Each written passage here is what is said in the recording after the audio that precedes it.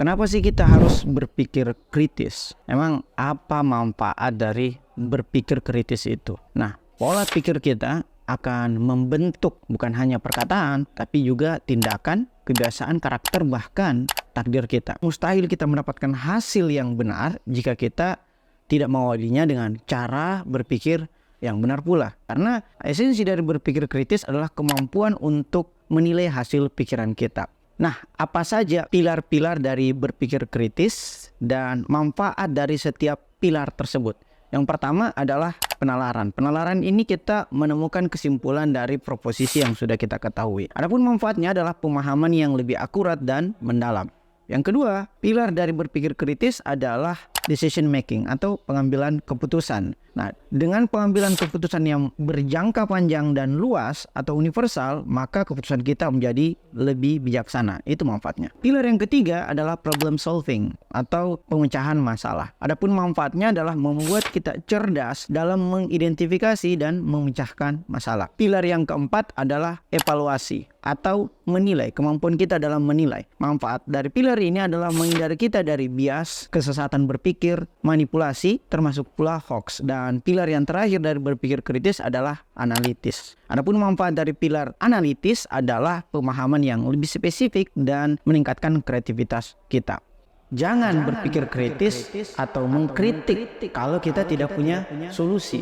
Nah, apakah kritik harus hadir satu paket dengan solusi? Nah, mari kita belajar tentang 6 tahap perkembangan berpikir kritis menurut Paul dan Elder. Sini kita akan menemukan jawaban bahwa tidak selamanya kritik disertai dengan solusi. Level yang pertama adalah berpikir mempertahankan status quo atau uncritical thinking. Atau di sini kita belum berpikir kritis, yaitu kita masih pasif dan tidak mengevaluasi atau tidak menilai, sehingga kita tidak tahu bahwa ada problem atau ada masalah. Level yang kedua adalah berpikir yang jelas atau clear thinking. Nah, di sini kita sudah sampai bahwa kita tahu bahwa ada masalah. Level yang ketiga adalah berpikir tepat atau correct thinking. Nah, di sini kita sudah mampu mengoreksi masalah. Level yang keempat adalah berpikir relevan atau relevant thinking. Di level ini kita sudah mampu menghubungkan masalah dengan solusi. Level yang kelima yaitu berpikir fleksibel atau flexible thinking, yaitu kita sudah mampu menemukan berbagai pilihan alternatif solusi. Jadi bukan cuma satu solusi saja, tapi sudah beberapa pilihan alternatif solusi dari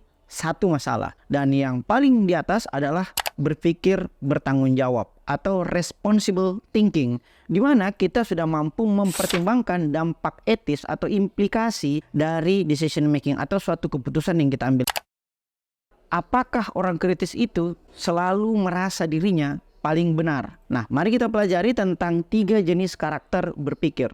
Yang pertama adalah orang yang tidak berpikir kritis. Nah, orang yang tidak berpikir kritis ini, dia tidak peduli pada perkembangan kemampuan intelektualnya, sehingga pasti dia akan sering dimanipulasi oleh orang-orang lainnya. Sehingga pula dia akan menjadi korban dari manipulasi, baik itu orang yang berpikir kritis tapi egois, maupun orang-orang yang berpikir kritis karena memikirkan dirinya sendiri. Nah, bahwa orang yang tidak berpikir kritis ini akan menjadi korban, dan dia pada dasarnya adalah orang yang baik hati tetapi mengalami penipuan berkali-kali. Sehingga penting untuk kita menjelaskan tentang karakter berpikir yang lain, yaitu berpikir kritis tapi egois atau hanya melayani diri sendiri. Maka mereka akan mengembangkan kemampuan intelektual untuk melayani kepentingannya sendiri. Orang-orang kritis seperti ini, yang egois seperti ini, akan mencari korban untuk dimanipulasi. Sehingga orang-orang yang berpikir kritis egois ini pada dasarnya tidak etis dan merasa benar sendiri. Nah, inilah yang disebut sebagai orang kritis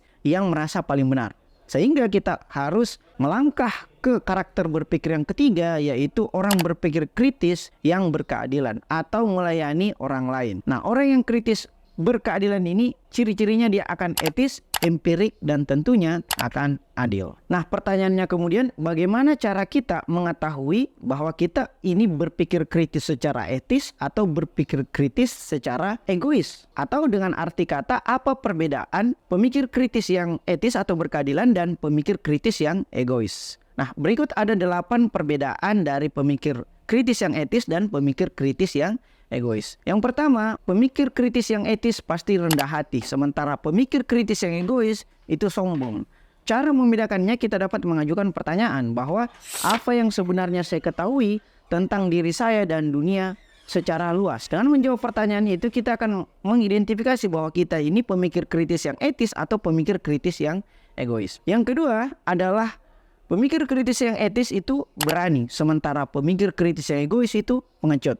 Kita dapat mempertanyakan bahwa sejauh mana kita bersedia melawan mayoritas walaupun kita dirundung atau dibully. Yang ketiga, perbedaannya adalah pemikir kritis yang etis itu memiliki empati, sementara pemikir kritis yang egois itu antipati. Itu dapat kita jawab dengan sebuah pertanyaan, yaitu dapatkah saya menempatkan diri saya pada diri orang lain. Yang keempat, pemikir kritis yang etis itu mandiri, sementara pemikir kritis yang egois itu selalu bergantung. Ini kita jawab dengan pertanyaan sejauh mana saya tidak bergantung pada opini pemerintah, media, dan lingkungan kita. Nah, perbedaan yang kelima terkait pemikir kritis etis dan pemikir kritis egois adalah pemikir kritis etis itu jujur, sementara pemikir kritis egois itu munafik. Ini kita dapat identifikasi dengan menjawab pertanyaan, apakah apa yang saya katakan sudah sesuai dengan apa yang saya lakukan. Ciri yang keenam adalah atau perbedaan yang keenam adalah pemikir kritis yang etis itu gigih, sementara pemikir kritis yang egois itu putus asa. Ini kita dapat identifikasi dengan menjawab pertanyaan, apakah saya sabar ketika menghadapi kesulitan atau tantangan. Perbedaan yang ketujuh adalah pemikir kritis etis itu rasional, sementara pemikir kritis egois itu irasional. Ini dapat kita identifikasi dengan menjawab pertanyaan, apakah saya bersedia mengubah posisi saya ketika bukti-bukti mengarah kepada posisi yang lebih masuk akal. Dan perbedaan yang terakhir adalah pemikir kritis yang etis itu adil, sementara pemikir kritis yang egois itu zalim. Ini kita dapat identifikasi dengan menjawab pertanyaan sejauh mana kepentingan pribadi atau bias itu cenderung mengaburkan penilaian saya. Itulah 8 perbedaan pemikir kritis etis dan pemikir kritis yang egois. Nah, pertanyaan lanjutannya adalah apa yang membuat kita gagal dalam berpikir kritis?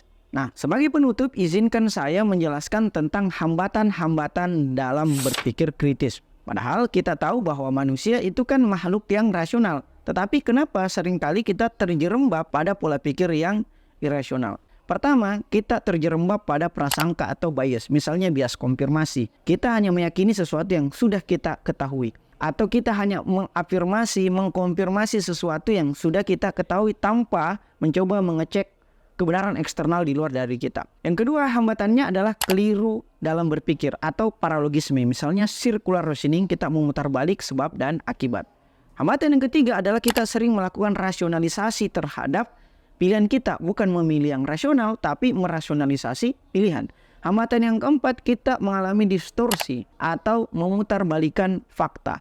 Hambatan yang kelima, kita egosentris atau cenderung kepada diri kita sendiri. Hambatan yang keenam adalah kita melakukan proyeksi sebagaimana kata Sigmund Freud. Proyeksi adalah kita memantulkan kesalahan-kesalahan yang sebenarnya ada dalam diri kita dan kita pancarkan kepada orang lain. Hambatan yang ketujuh adalah sosiosentris, yaitu kita cenderung pada kelompok.